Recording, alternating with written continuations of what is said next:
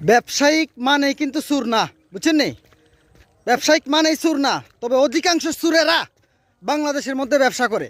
অধিকাংশ সুরেরা অন্য অন্য দেশে 11 মাস তারা ব্যবসা করে, রমজান মাসে কি করে ভর্তুকি দেয়। অন্য অন্য দেশে ভর্তুকি দেয় যেন রোজা রেখে মানুষ দ্রব্যমূল্যের দামের জন্য মানুষ কষ্ট না করে। আর বাংলাদেশে কি করে জানেন? 11 মাস তারা চুরি করে ব্যবসায়িকরা, আর রমজান মাসে ডাকাতি শুরু করে দেয়। হ্যাঁ, মুখোশবিহীন ডাকাত। বাংলাদেশে রমজান মাসে ব্যবসায়িকরা হয়ে যায় সুর নামক ব্যবসায়িকরা মুখোশবিহীন ডাকাত, মাথায় টুপি আর সিন্ডিকেট। এগুলা নিকৃষ্টতম ব্যবসায়িক, অন্য অন্য দেশে এগুলো নাই।